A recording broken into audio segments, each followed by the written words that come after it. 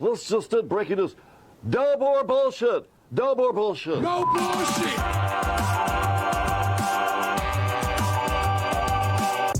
Woo-wee! What's the date? December 11th. 2020. Hanukkah in action. Happy Hanukkah. Happy holidays. Merry Christmas, everybody. My family, yours. Thank you very much for being part of this experiment, this family. There is a lot of you out there because you don't like to be bullshitted. And this program today, first day of Hanukkah. Is it the first day of Hanukkah? I believe it is, yes, the first or second day. Yes, this is the first or second day of Hanukkah 2020. Jam-packed, insane, diabolical NPR radio as it should be. Let me tell you what we got. State Representative Cynthia Johnson in the news telling this to Trump people. So this is just a warning to you Trumpers. Be careful. Walk lightly. We ain't playing with you. Enough of the shenanigans. You hear that, Mom? You hear that? Enough. It's enough. And for those of you who are soldiers, you know how to do it. Do it right. Do it, baby. Be in order. Make them pay. Ooh. I love y'all. Now, what does that mean, Mark? Karen, what do you think that means? We're going to find out. She's coming for you. She's joining us with her attorney, Todd Perkins, who I swear to God is a spitting image of Frederick Douglass and one of the finest attorneys in all of the Midwest, to which it said he'd win many more cases if he actually represented innocent people.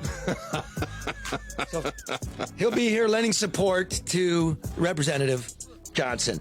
Also, you know what I told you last week, folks? I promised you I was getting in those nursing homes, and I did. Yeah. Yes, I went and collected corpses with the body collector. He took me all through the industry, to the crematorium, the whole nine. Jesus. Fascinating. And so we have a diabolical This American Life NPR-style story that will bring you in the middle of the program. And finally, our man on the streets, our crack reporter, comedian Detroit Red, is outside the Detroit unemployment office right now wondering what the fuck up is with this check. Why is no check coming? It's going to be a cold, cold Christmas. So Red's out there. That is our program for today. Love it. Bear with me. At the top of the hour, I would like to give you a word from all of our sponsors as we wait for people to join us. And I don't want to lose them in the program because it's going to be insane. So first of all, my great friends at American Coney Island, yes, in the news, actor John Hamm and Jimmy Fallon of The Tonight Show discussing the virtues of American versus Lafayette. Roll that tape. American and Lafayette, they share a wall. Competing Coney dogs. If you don't like a hot dog here, the exact same thing is right next door. Wrong! Not the same. Wrong, John! Wrong! Beef hearts in the chili, not filler. Those are Vidalia onions, not Spanish onions. That's proprietary chili, not national chili. And it's clean. And they wear gloves. Not the same. And the proprietor's a dear, dear friend of ours, Grace Caros. Remember, things are tough, things are closed. You might not want to go in the restaurant, but you can get the Coney kit. Go to AmericanConeyIsland.com. Do it now. Do it this weekend before you can't get in for Christmas. In fact, don't get a Coney kit. Be the last one not getting a Coney. Don't get one because I'm working 12-hour days. Oh, boy. Packing these, them out. Yeah, just setting records. I think you need to send one to Ham. Fuck him. know anything, man. No, I love you, dude. But that way he'll learn, right, man? Yes, that's right. Well, Jimmy Fallon's a friend of American Coney Island. That's where Jimmy eats. Yep. All right, so go to AmericanConeyIsland.com. Get your Coney kit. I mean, dude, I think it's already for this week's orders. It's like 500. Woo! I know. Good. Those are long hours. They're packed with care. Keep these small businesses going. Yeah, keep them going. Keep them going. And also, guess who Grace Carroll's at American Coney Island is getting financial advice from now? Boy, well, I know who she should be getting it Who's from. that? Barry Ellentuck? No. No, that's getting help with the city, with the bureaucracy. Okay. Luke Nowacki? Luke Nowacki! Right. I knew it was one of two. Wealth Strategies. That's not. No, it's just Pinnacle Wealth, right? Yeah. Yeah. Oh, God. Just call him, find out what it is. Yeah, but Luke showed up the other day, helped pack some kids. He did? Yep, had a drink afterwards. We ran some data on the nursing homes and the elections. You know what I mean? Yeah. Luke's He sharp loves numbers. We'll bring you some of those numbers. But remember, the most important number is the number of dollar bills in your pocket. Don't have them sit there moldering. Call Luke Nowacki at 248-663-4748. My household, my mother's household, many pension funds, American Coney Island. Nobody's too big, nobody's too small. He is an honorable guy. Luke Nowacki at Pinnacle Wealth, 248-663-4748. Hit it.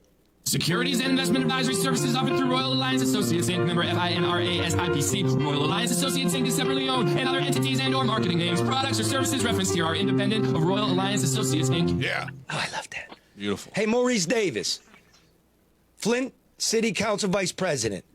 Get the fucking song done, I was please. just gonna He's ask gonna put that to his blues riff. What's taking him so long? I know. I called him. He goes, "I'm at the phone store getting my phone fixed." I'm like, "Then what are you doing on the phone?"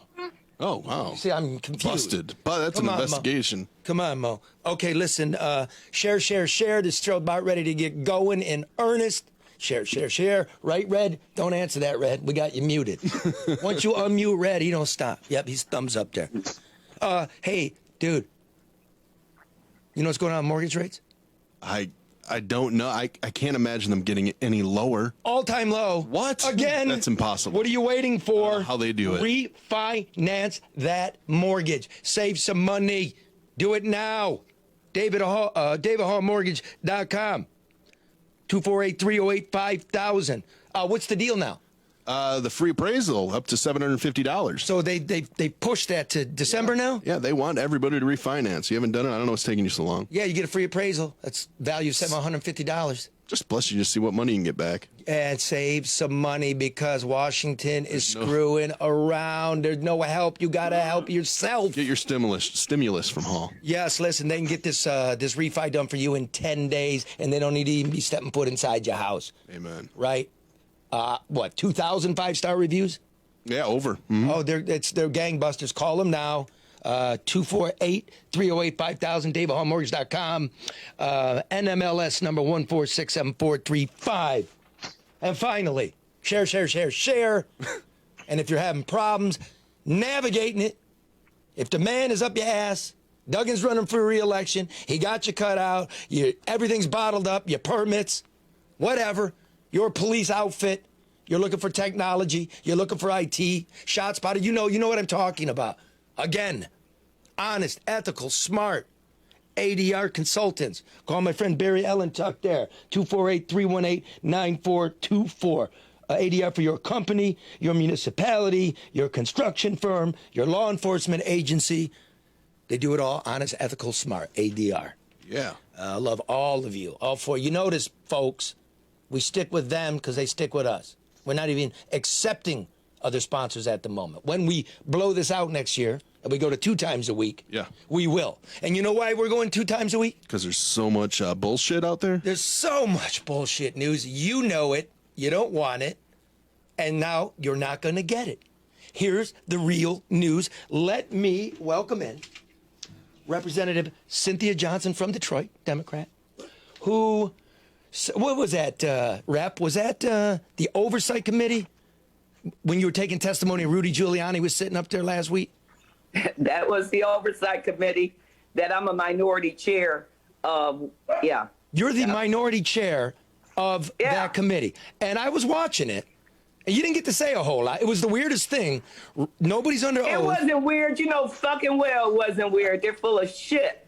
Bullshit. And you know it. Why? I mean, that's a big statement. I mean, what was bull? It was bullshit, wasn't it? I mean, you got one question, and Rudy got to ask as many as he wanted. No, Rudy got to run the fucking meeting. To which, so you're getting nasty hate mail. I was watching it, and I thought you were kind of one of the stars of the show because you were treating it like the bullshit it was. You were asking your one question, which would be, tell me your name and spell it. What's the capital of Idaho? Right? Why were you doing that? Just to voice your displeasure at the process? I didn't. Did I say what's the capital of Idaho? No, I'm just. Nope. Joe, Yeah, you just added that shit. I just in. wanted to see if there's No. anything mixed Okay, in with that so ginger ale. You're on our list. The purpose of asking that, first of all, you have to know my background. I am a former parole and probation officer. I've also been a collection agent, a collector, bill collector. So my background is getting background information on people.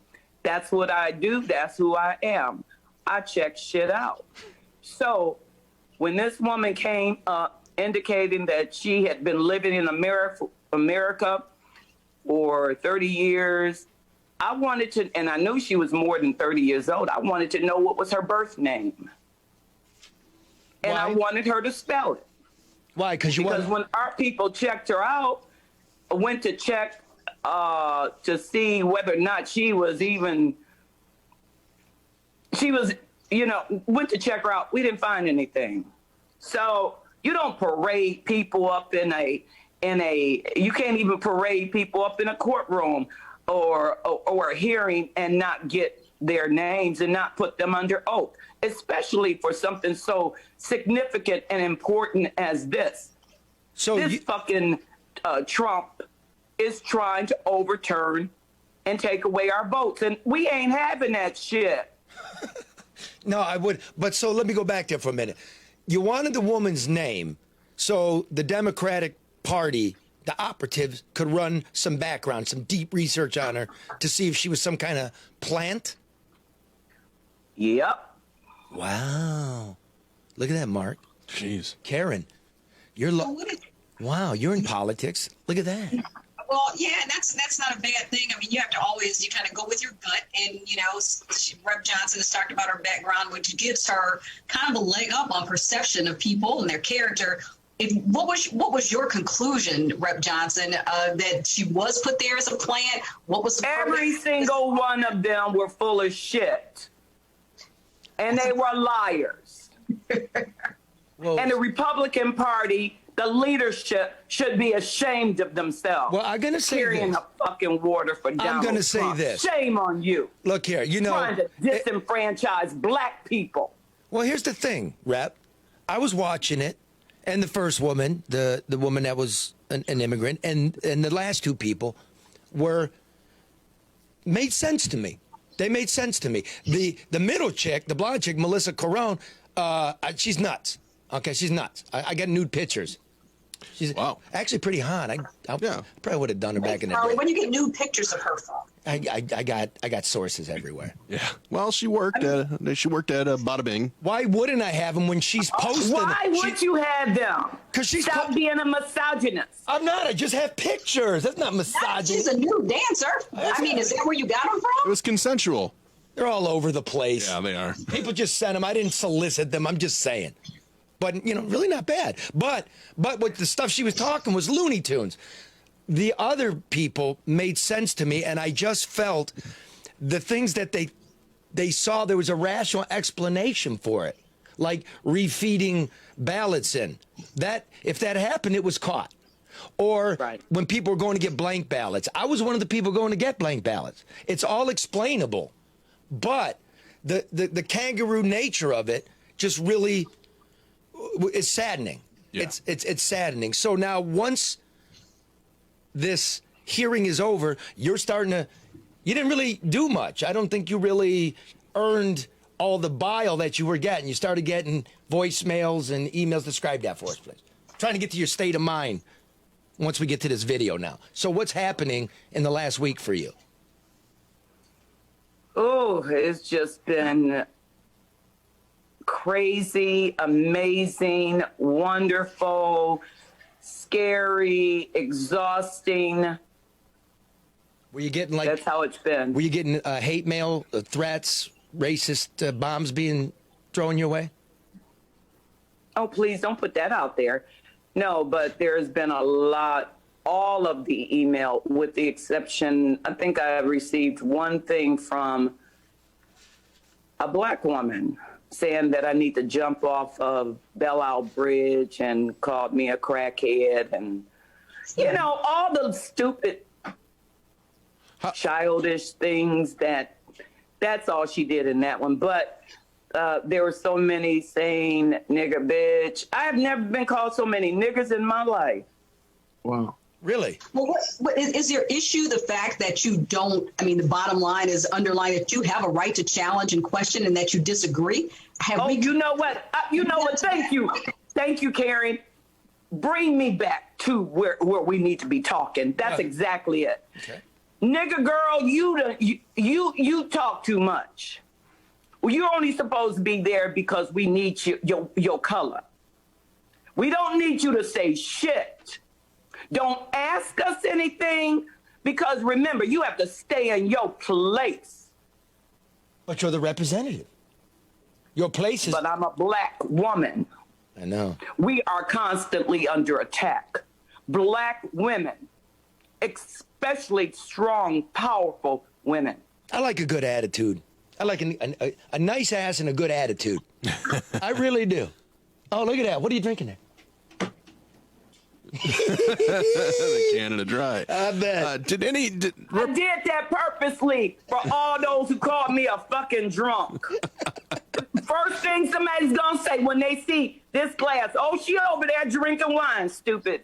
Okay, wait a minute. Said that, Johnson. They're saying she's drinking, so I'm glad you did that.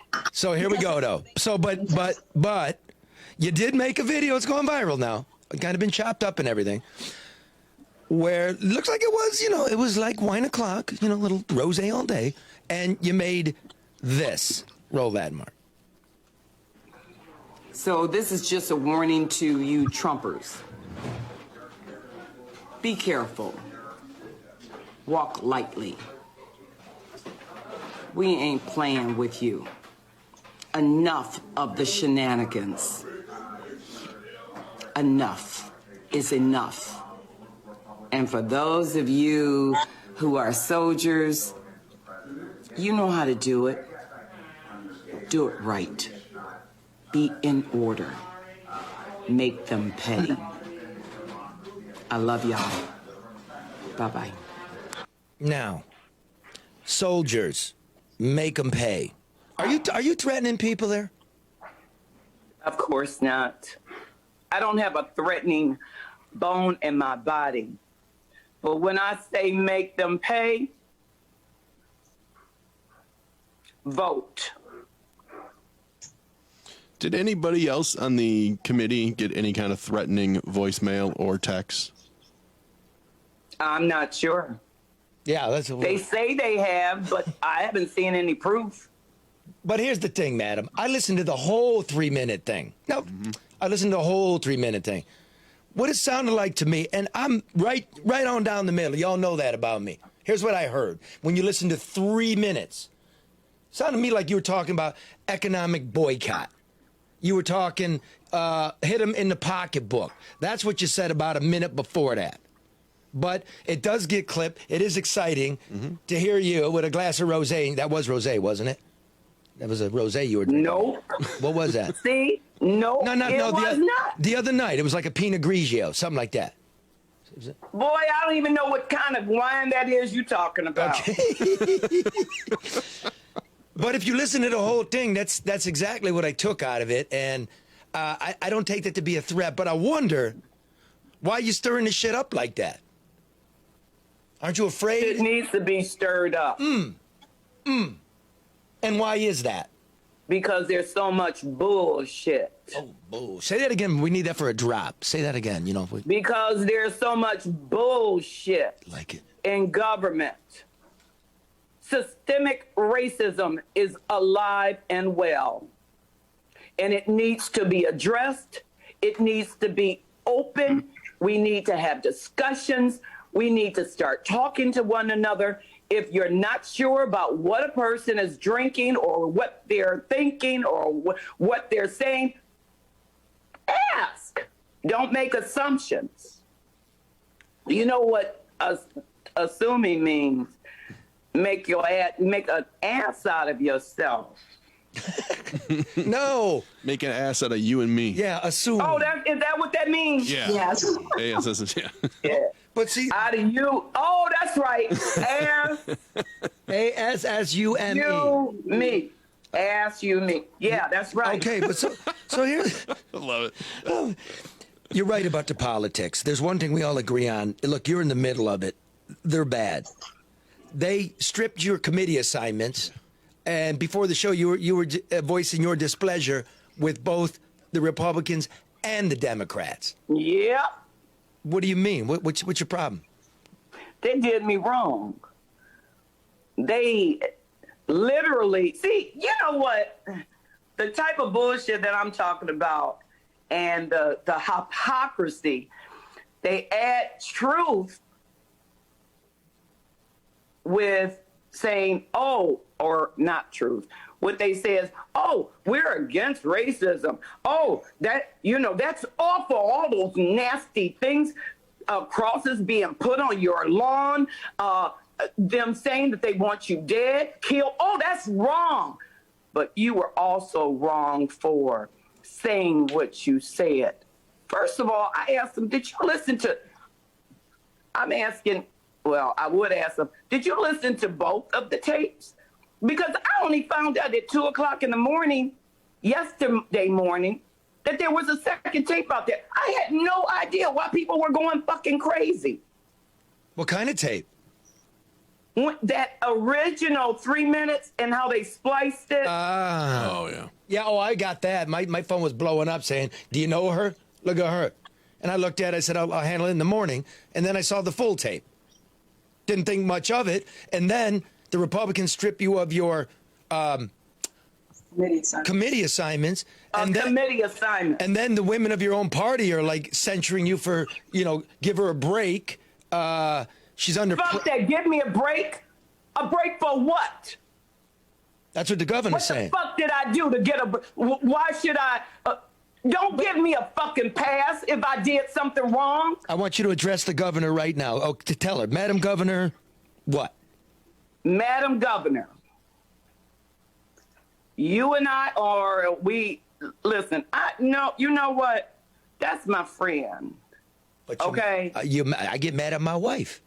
When my wife sells me out, I let her know it. I'm not really pissed off at the governor.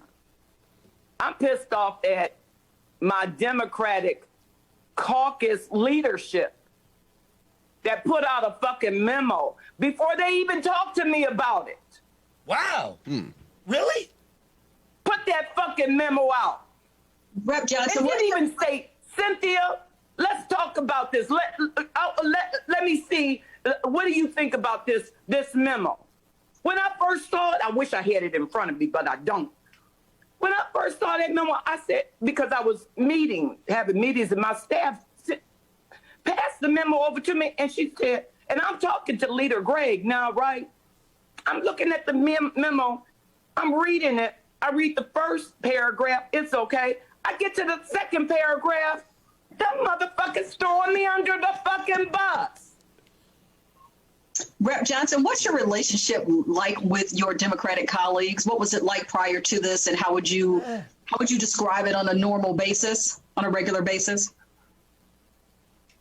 On a normal basis, it's decent relationship. Not with all, but it's cordial. I mean, we all have our differences and different personalities.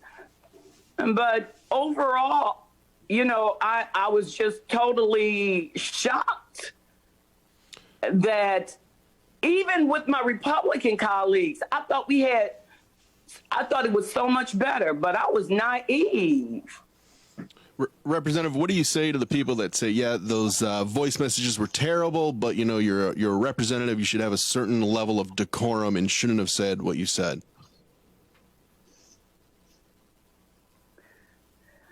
I'm trying to. Fuck that. Let me interject. You know what? Yeah, I was just about to say. Now I need my attorney to. Now we'll have the attorney. Great, I had to bring the attorney. Order in this court. Order. Mr. Perkins, you would like to address the audience? Yeah. So I don't understand why people think that they have the right to restrict someone's free speech. Ain't that a bitch? You know, so she's colorful in her speech. She's a person of color. She owns it. She's not afraid of it. Right. You know, and the thing is, what I think the atrocity of it is that people are not dealing with racism the way that it needs to be dealt with. When we use that word systemic racism, we need to understand what that really means. What that really means, if you apply the theory under what systemic racism means, it means that every person who is of the majority class, the oppressive class, has benefited from racism because it's part of a system. So therefore, it's that system of racism, that's what creates the defensive mechanism in a lot of white people who have never even done anything racist individually, because they recognize there's a level of privilege that's associated with being white. And thank you. So therefore, after that, you know, you go ahead and she says what she says. There's no one who stood up for her. Okay, wait. No We're here. But thanks for that. Thanks for the definition. The point being, not a definition, just my own interpretation. Okay, look. But I think it's backed up by support. Here's what I'm going to say. I'm going to say it in clear English here, or less educated English, which is, no, people like Trump because he talks like that. And people like Coleman Young because he talks like that. When somebody that's opposed to you talks like that, you start laying into them. Now, that's right. In terms of the oppressed class, there's like the working poor white class that get it. They got an attitude. I grew up with them. They got an attitude. Same with the Latino. Same with the red man and woman. Same thing. So when people hear themselves expressed, I bet, Representative, your constituents kind of giving you a pat on the ass, giving you a call, saying thank you. That's what I bet. You've been hearing from me? It's like people have been waiting for this moment. Because you see, this thing is so much bigger than me. This has nothing, at this point right now, it's way beyond me. I didn't create the racism that we have in our country. My people didn't create it. And yes, they are so supportive. Here's what we need. See, because you know what? This is the thing. This is the time right now where we can galvanize those who don't vote. Now watch. I was going to ask you that. Look, a strong woman speaking her mind, getting taken out of context, maybe had a glass too many and a little wine o'clock, but I probably did, honestly. There you, thank you. No bullshit. I did. Yeah, say it. I did. Of course you did. I had a glass of wine. The pressure got to me. No, I had more than a one.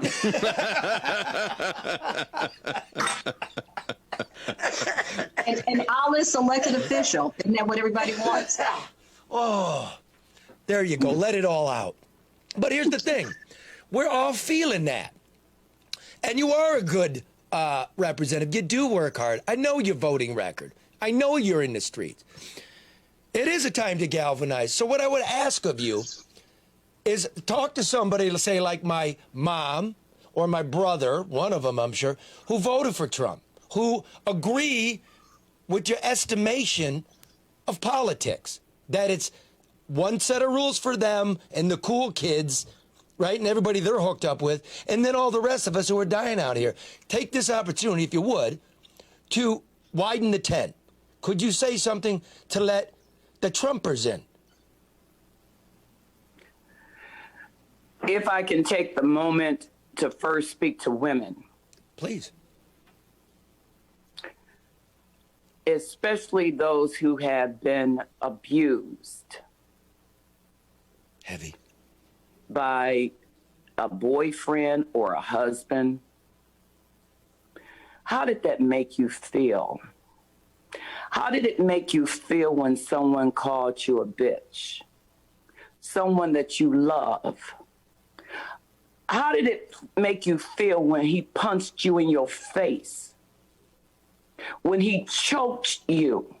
How did that make you feel? Did you feel afraid? Did you share did you sound the alarm? Or did you just go along with being beat up? Well, we are in a time right now where we are in an abusive relationship. And Donald Trump is the abuser. He's the liar. He's the man who have choked your mama. He's the man who have punched you in the face. Cynthia, that's really not doing a lot to, widen the tent. Just Trump's a wife beater. Yeah. I mean, that's not really gonna, That ain't gonna fly. That ain't gonna bring the country together. I mean, it's true as you say. The imagery was deep, but I was looking for something like, when we come together, there's more similarities and differences between us. Something like that. Oh, yeah, well, yeah, you're right. We do have more in common than we don't. And I'm asking all of us just to keep your eyes open and listen to one another. Yeah. And know that we're not your enemy. We who, when you say that, we, when I say we, I'm saying Black people are not your enemy. We all want the same things, the basic things. I want a nice home to live in. I want to make sure my children are in good schools. I want to make sure health care is provided for. You want that too.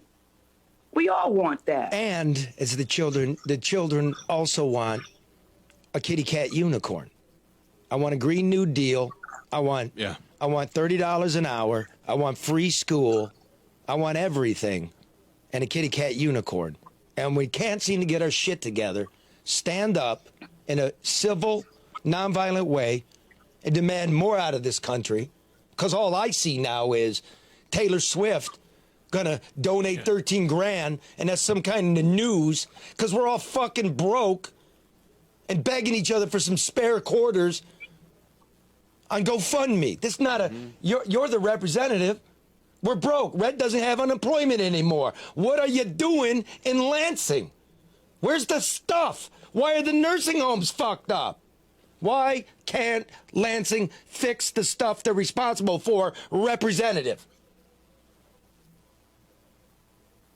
Why can't they fix it? Yeah, why can't they fix right the now, shit? We can't fix it because folks are coming down with COVID. It was broken we before haven't that. even been in session. Yeah. In about 2 weeks. Yeah, but everybody's still drawing their paycheck up there. Yep, that's right. And I was one, I swear I was one, who went to my business manager and asked them to take at least 10% out of my paycheck. Did they? Nope. They said that it was in the Constitution. It was in the our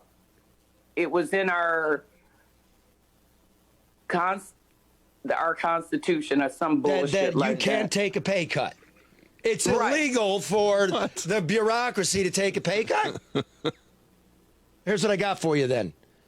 I want you to take that 10%. What do you make a year up there? What do you make? 73 plus 10,000 a year for 10,000 a year for housing. Oh. Okay. So let's take the 70. I want you, madam, if you could, after tax, $5,000. And I'd like you to take it to the Capuchin Soup Kitchen where they do good work and feed people because they're going to be very hungry and cold this Christmas. Can you do that? So you want me to take how much? $5,000. A month? No, just one time. One time. Oh, I can do that. Okay, we got your word on that. I can do that. Okay, there you have it, ladies and gentlemen. Try to love one another. Give of yourself. And they're deadbeats up in Lansing who made it illegal to give themselves a pay cut. That sounds about right. Damn it! Okay, now, I'm going to let you hang around. I like it. You can hang around as long as you like. Okay, so you say, hey, listen. My attorney, make sure we Oh, what's his name? What's the Todd Perkins? You talking about the Capuchin Soup Kitchen? Yeah. Yes, sir. Yeah, I need the location. I'll get all that information to you. All right. Oh, that is We'll do that. awesome. Time deal. Or, Rep. Johnson, what you can do, I'm not to undercut what Charlie recommended, take some cash, carry it with you. You encounter people in grocery stores that are putting things back and counting items because they can't make the cut. Walk up and just pick up the difference in their bill. That's the kind of stuff, in my opinion, that makes a difference all year long. I try to do that. You know, people are struggling, and sometimes that one-on-one connection makes all the difference in the world because they need to just get over that hump. So that's just another option. From my opinion. Representative, I don't think Karen likes you a lot, to be honest, because you just read between the lines there. I'm going to explain. I'm going to explain. Crime, as we know. You represent what, the East Side? Do you think that she's scared No, to be I represent the West Side, but let me just tell you. Karen's like, walk around with a pocket full of cash on the West Side and start waving it around. I'm going to follow Karen around. Nice advice, Karen. Right. Girl, don't be putting no shit out like that. I don't want to get robbed. Hey, I don't think anybody's going to rob you, Rep. Johnson. I'm saying just you can do it with a debit card, whatever. You know, if you're from the West Side, you know what to do and how to do it. Come West Side. Listen, I gave $1,000 just recently to what's that women's group? I'm gonna let you say their name, but you got to stop blowing your own horn. Oh! Hey, I'm gonna blow my horn. Did you hear that horn? If I don't blow my horn, ain't nobody else gonna do it. Who just blew the horn in the background? Was that was like Gabriel? That wasn't a sound effect, was it? No, not at all. Oh my Lord, that was it meant to be. That was weird. That was meant to be. Okay, now moving right along. We're going to our next segment. You may hang if you like. I'm just gonna let me tell you something. Let me get myself straight here. Here's where I am upset, madam, with you people up there in the state. You people meaning you politicians, not the proverbial racist white structure you people. You know, you people up there in the bureaucracy. Here's what we know about COVID. What is that? It's tooting her own horn again. Can't make her stop. We had 6 of the top deadliest COVID days in Michigan over the past 3 weeks. Okay? But there's something wrong with this. Let me explain. Yesterday was the 7th most recorded deaths in a single day with 182. Wow. But 132 of those people have already been dead for we don't even know how long. Vital records searches. Yep. With Luke Nowacki, I ran the data, looked it up myself, ran. Over the last month, 40% of this spike we're talking about in deaths, I don't count cases, I count deaths. 40% of these deaths had already occurred. Let that soak in a moment. COVID is real. I have a very dear friend, the pitcher on my softball team, Bruce, get well. He's been fighting on a ventilator. Oh, boy. It's real. But we're not being told the truth. 40% of the deaths already occurred. We didn't count them last time to make our response look better. Now we're looking at things that are not as bad as we're saying, not in terms of death. I'm not a denialist. I'm not. Okay? 50% at least of the deaths are in the long-term care facilities, nursing homes for shorthand. Why we couldn't clean those places up, protect those people, and then not destroy our economy by shutting everybody else down is beyond me. Because the real deal is this. Here's what's really going on. You know I'm related to a lot of nurses. I've got a lot of friends. I'm out there, I know. The hospitals, not just the ICUs, the regular hospital beds are filling up. Some of them are COVID people. Most of them are from these institutions. Why are they in the hospital? Because we all agreed we don't want to send them back to the nursing home. We've created no new place for them to go. So now they're in the hospital, and we're getting these stay at home, don't spread it, and it's all about keeping the hospitals at a level. We could have done this another way, and we still haven't. Let me give you what AARP, what is that? The American Association of Retired People. Yeah. Here, they have their dashboard. This was from October 15th to November 15th. It came out yesterday. They're a month behind. Here's what they were seeing. That there were 6 new COVID cases per 100 residents in the nursing homes, right? Up from 2 the previous month. So it tripled. They saw it coming. There was 1 COVID death per 100 residents, up from 0.3 the month before. It tripled.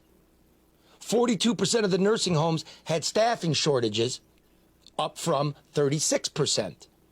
And there were 6 new staff cases per 100 residents, up from 2.5. Everything was rocketing. We did nothing over the summer except we had Lucido on, we vetoed bills, we argued about what we were going to do, and in the end, we did nothing. So, what did I do? I told you, I'm going to look. So I went out with a guy that collects the dead people.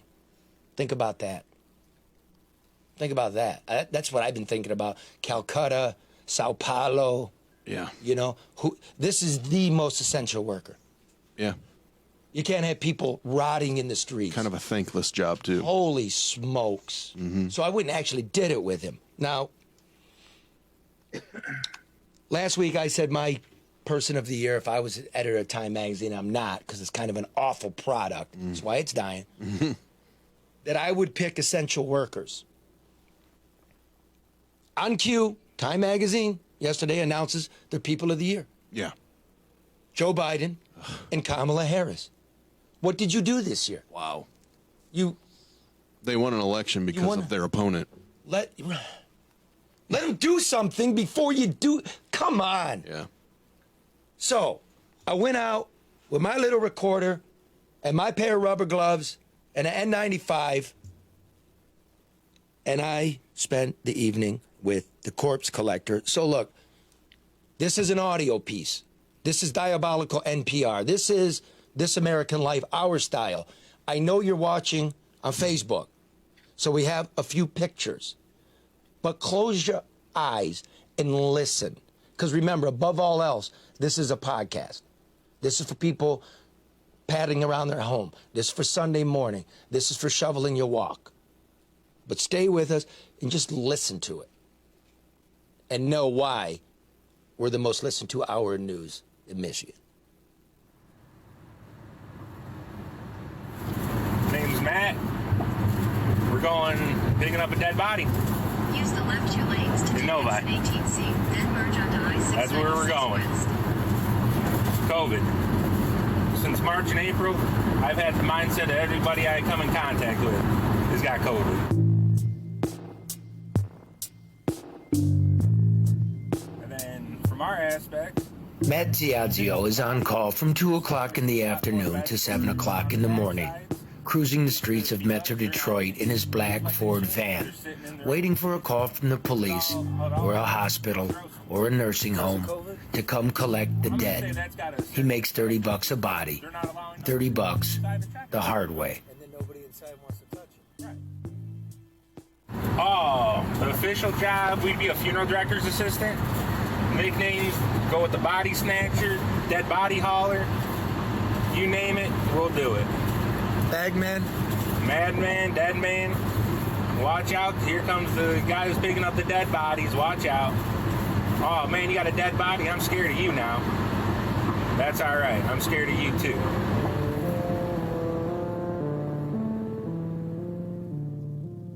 A dead man is much heavier than he first appears. And in those cases where the bodies have been infected by COVID, an incalculable burden is added on.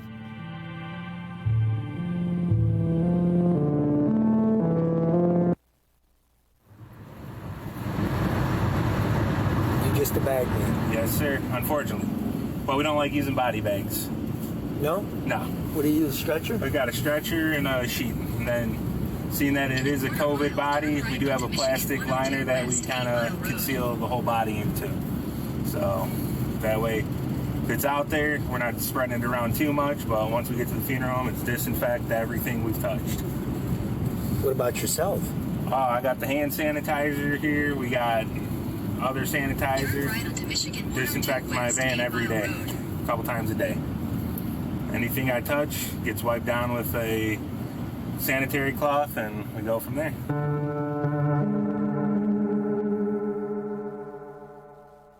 All through this pandemic, from Calcutta to Sao Paulo to Detroit, you may have wondered, who collects the dead? They must certainly be the most essential workers of all, or crazy.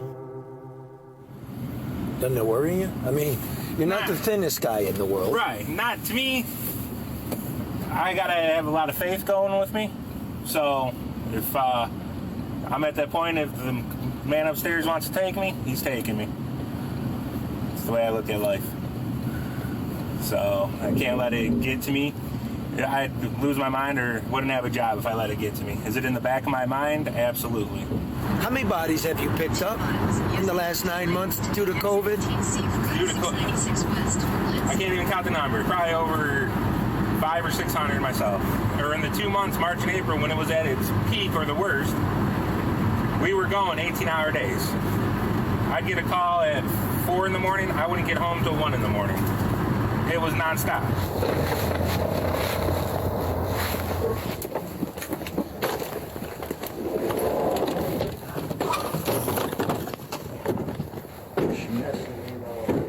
We arrive in the black van to a drab condominium. Ziadzio works in silence. It's a gruesome scene. An old man dead near the door, naked except for the socks, mouth and eyes glued open.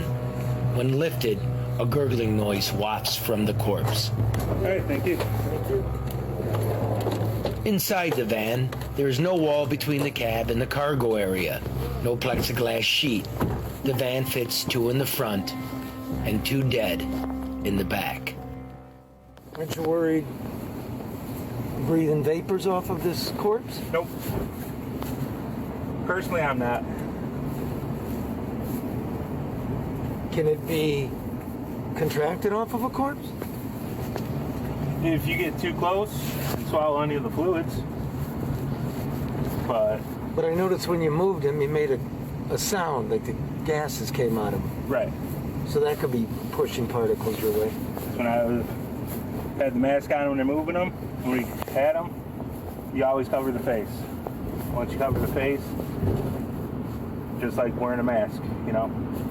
He's not projecting out the COVID. So you cover his face? You cover the decedent's face. And life goes on in the suburbs? And life goes on. Nobody knows no difference now. Nursing home coming up on the right-hand side. March and April, almost cleared them out. Picked up so many bodies out of there. Every day we were going there for 1 or 2. Sad to see. Doing this a long time, you see where, like the trends. You know where you're gonna get a call, you know you're gonna be back there. Even walking down the hallways, you have the smell of death in the air that you can, you know you're gonna be coming soon, and hey, people don't even need to tell me room numbers anymore. I can usually guess. Is that right? It's crazy.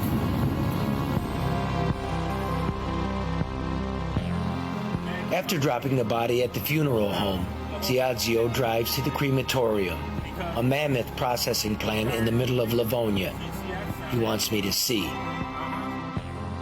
We're said to be in the midst of a second COVID wave. Crematory workers say there's no comparison to the first.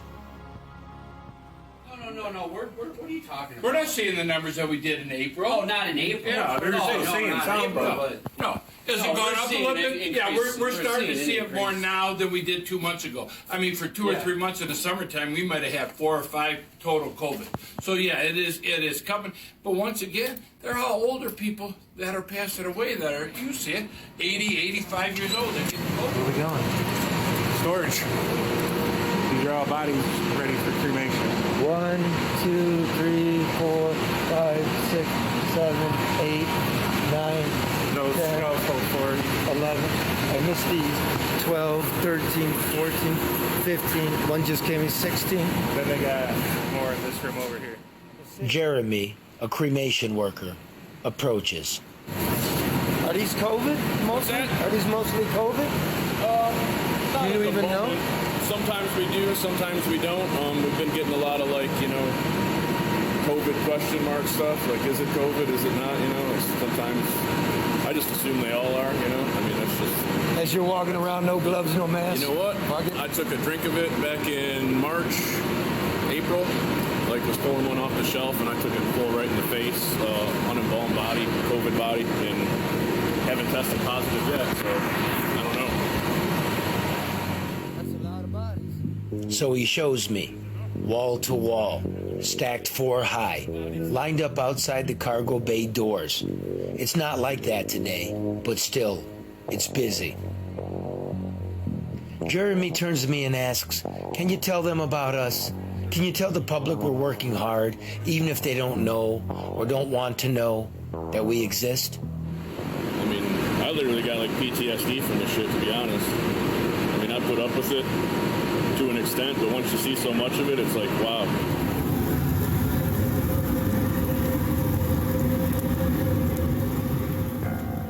The day has gone dark now. It's cold outside. Diazio's phone pings. A nursing home run. He doesn't need GPS to find it.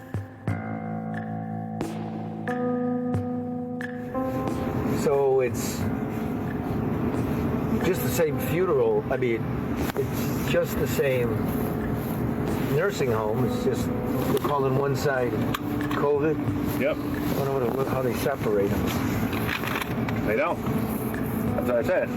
That side, nobody that's gotten tested or whatever, they're all negative. They'll put all the positives in one room. They'll pack up all their little shit and move them to an empty room on the COVID side. So it's still an open building. Still open. They're still using the same circulatory air, everything in there. The whole HVAC system's coming from one place. Is there a barrier? No. Huh? No. No barrier? No. That's the shit you see. I thought the state required them to fix that. They don't do none of that shit. That's just for us in the public to see. Yeah. Wow. You got a pair of rubber gloves for me? Oh, yeah. Once we, like wow. I noticed I've been saying that a lot tonight. Wow. Ask me anything about COVID data, COVID graphs, governmental double talk, and I can quote it. The government claims we put protocols in place to secure the nursing homes from the virus. This place is nicer than most, but still, the entrance is the same for everybody. One side serves as a COVID ward, the other side for the uninfected. Nothing divides the two that I can see. Looking down at the old body now, the only word that comes to me is, wow. Just wow.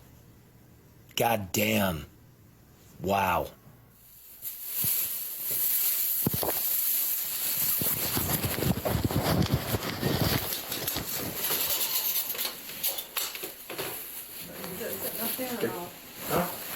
Sitting on the table?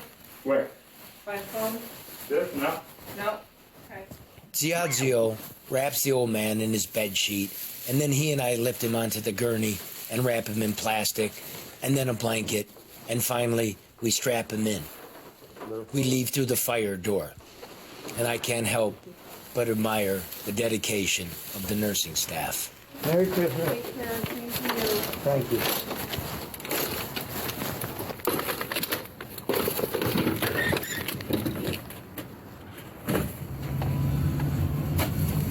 He was heavier than he looked. Oh, they always are. Always. 88 years old. 88. We take his body to a funeral home in a small town a few miles away. The back roads are empty and covered in a thin blanket of fog.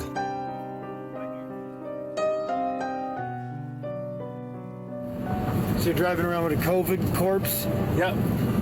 And you're not wearing any mask or anything? No, sir. What's the matter with you? You know what? It's at the point. Arriving at the funeral home now, our corpse collector lets himself in the back door by way of a key left under a mat. He uplifts the body onto the embalming table, then adjusts it to a dignified repose, head propped up, arms across the chest. Ciazio covers him and then shows himself out. And the key back under the mat. At the end of the day. And now you smoke a cigar. Yeah. Why is that? Hide the stink and celebrate life. Hopefully they got it better on the afterlife than they did on this life. You dropped that on the ground. Yeah, I landed over here. In a COVID van. You gonna smoke that? No, I just put it there. I'll cut a new one. You're gonna smoke that? No, sir. Yes, you are. No, sir. You just put it in the ashtray. That's why I don't forget it, because I don't want it to get wet and end up everywhere. Yeah, but then you're gonna put your other cigar in there. I gotta throw it out the window. You were just walking all over a nursing home with a COVID guy in there. Yeah. I ain't gonna smoke it. Well, now it touched the ground, and now you just put it in the ashtray, and it... We're a bunch of sick fucks.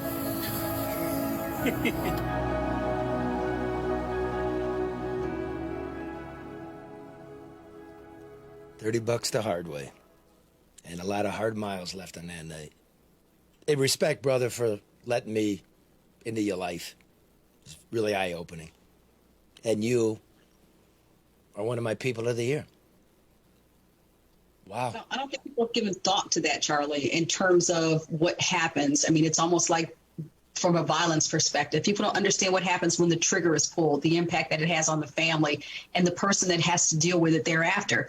That's a whole nother perspective that I don't think people have ever given thought to. Well, you know, there was no trigger pull, Karen. This is, it's not 9/11.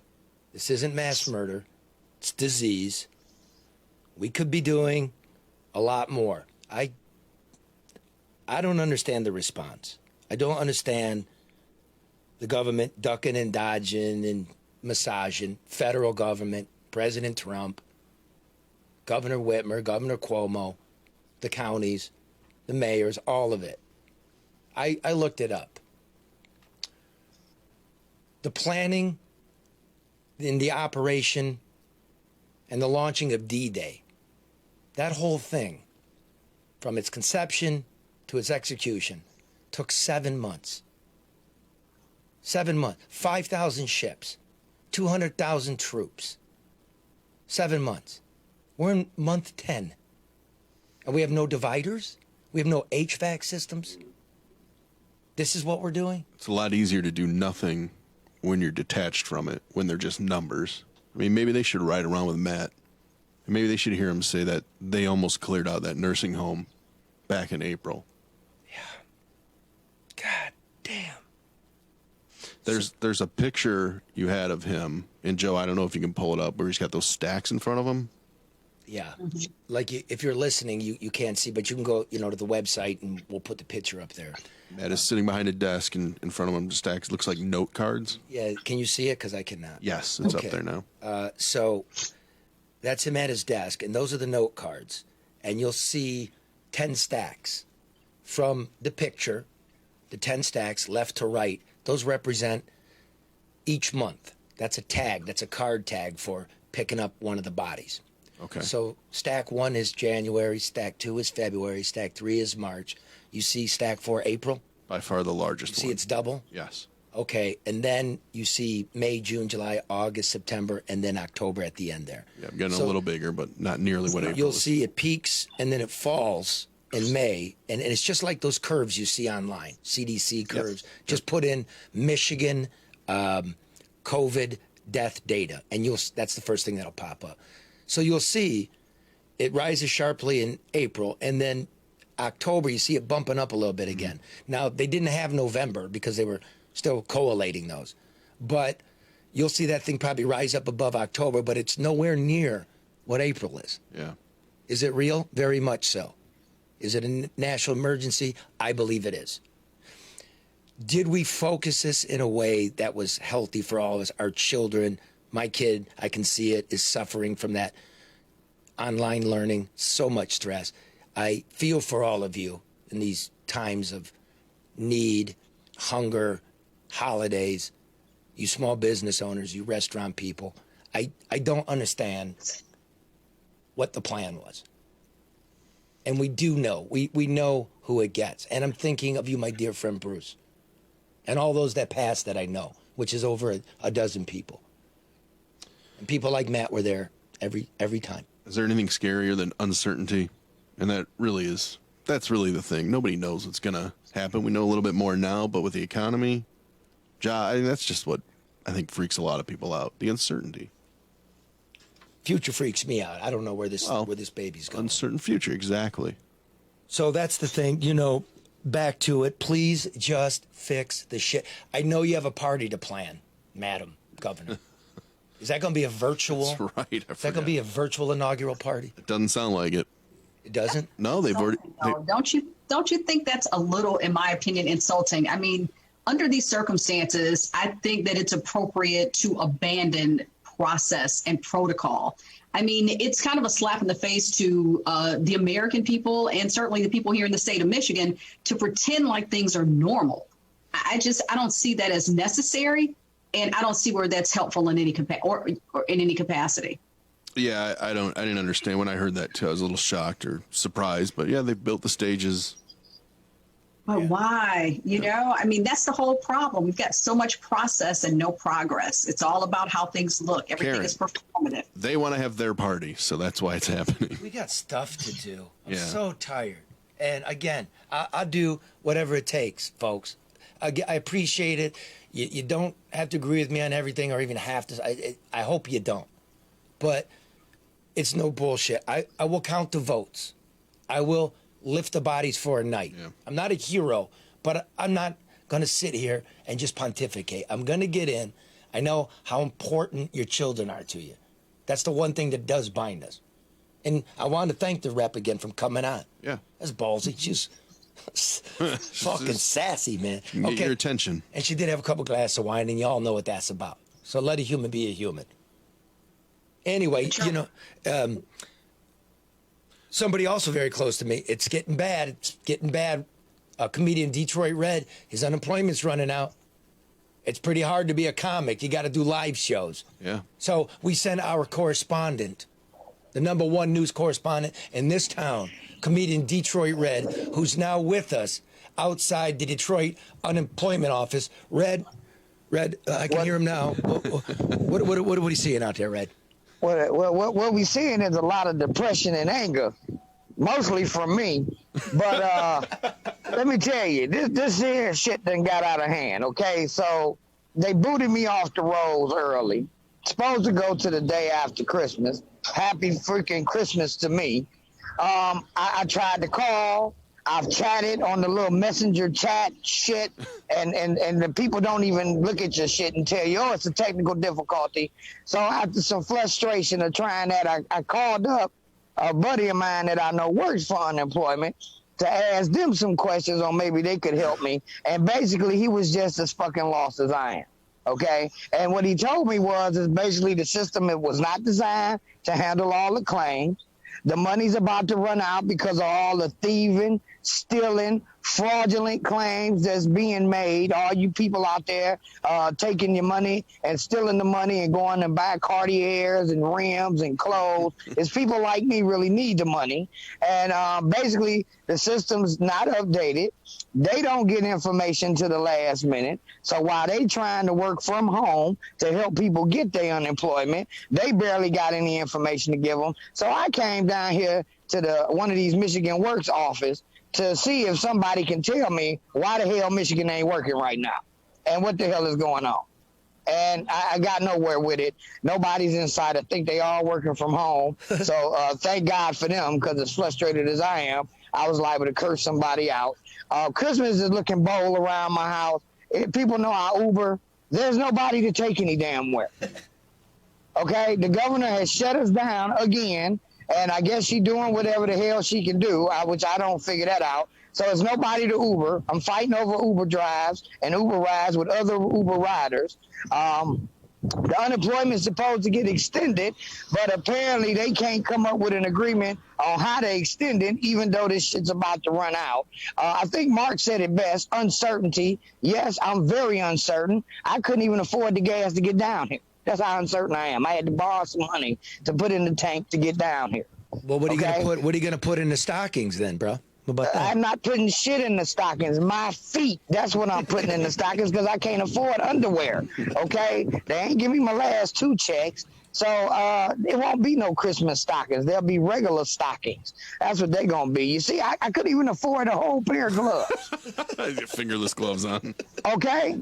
And this is so I didn't want to have no mistakes, but, you know, hey, they were 50% off. I guess because it's 50% of the glove, I had to jump on it. This thing got tight. I'm splitting toilet paper in half, okay? Have you ever tried to take one squarelet and wipe your whole ass? Y'all got to do something. Michigan ain't working, okay? I'm talking, and to the rep, I enjoyed her and everything, but Rep, could you go tell the rest of your people, hey, y'all getting paid. We ain't got shit out here. It's getting tough. I'm seeing weed dealers fight each other just to sell one dime bag because this thing got so bad. It ain't no unemployment. There's nothing left. Well, I can see behind out here. I can see behind you, Red. There's a, there's a problem with the stocking stuffers, and there's probably also a problem with the tree. So I see right behind you, there's a small conifer, maybe you could just... When I leave, I'm cutting it down. It's the least you can get from them. That building's... I already paid the security guard $6 to look the other way. That building's shut down. There's nobody there. It's all online. No, actually, because this particular Michigan Works building is also have a behavioral clinic, which I might be going to check in when I get through doing this live, because I feel like getting very freaking behavioral. And then I think it's also a medical clinic in here. I may be risking COVID just to find out about my unemployment benefits right now. I don't even know. Right. Yeah. The security guard here, I'm going to tell you, it's so unimportant that they haven't even questioned me on what the hell I'm doing out here with a camera, mic, and everything else. They're just like, hey, we're not messing with nobody. Everybody's broke. Broke people are stressed. I'm sorry. What's the what's the vibe out there? What's the vibe around on the streets around there, around the dead? Dead. Everybody's locked down. There's nowhere to go. If you come in here, you really got issues, or you need to refill your prescription. Now, bro, the mayor's running for re-election. He's got a city that's just awash in crime. Everybody's broke. There's no movement. What message would you give to this guy as he asks for a third term? Fuck no. No more doo-doo. No more doo-doo from Duggan. I'm just going to be real about it. We can't afford you. We can't afford you no more. We can't afford it. You can't get Detroit or Michigan working. He shouldn't get a third term. I'll be quite honest about it. He should go see his side chick, like we found out a couple years about. Just take her off to the Bahamas somewhere. Go. We're done. No more of you, buddy. Maybe I can afford whole gloves if you're not in Detroit. Listen, this is hitting. Who would you like to see run? Who would I like to see one? Anybody other than Doo-Doo. I mean Duggan. Representative Johnson, maybe? I'd vote for her. She reminds me of Kay Everett, and that's what we need. We need some good old East West Side Detroit up in here. Remember, Kay Everett didn't play that shit either. I love Rep Johnson.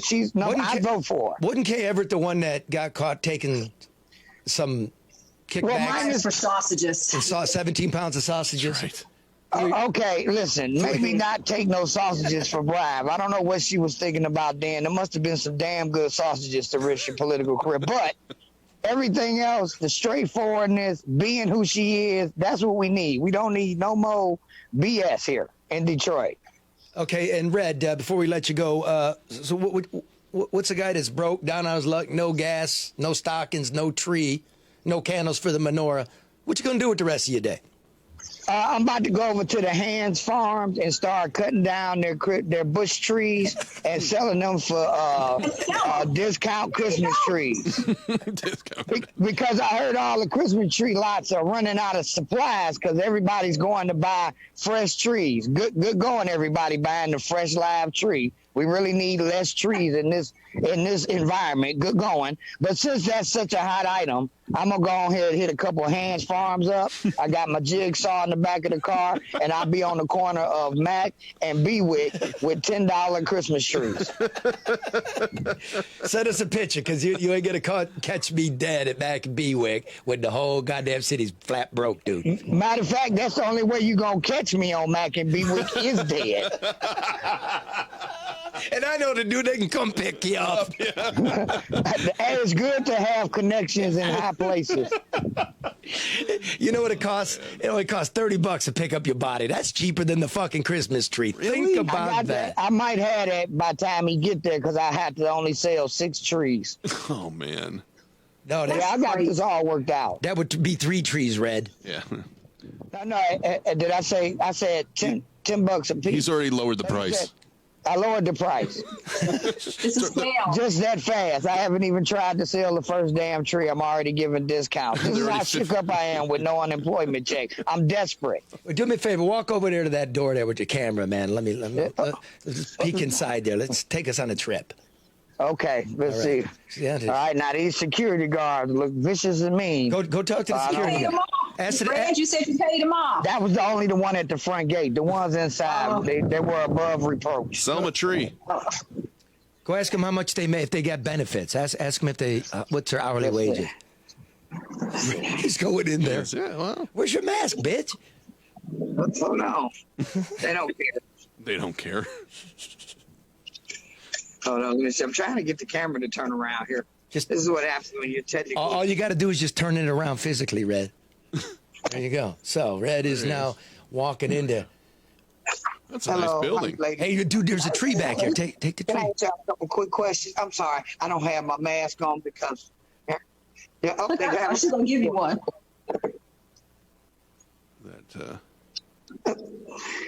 Oh, she gave him a mask. Hey, you got a free mask. Look at that. Go sell that, Red.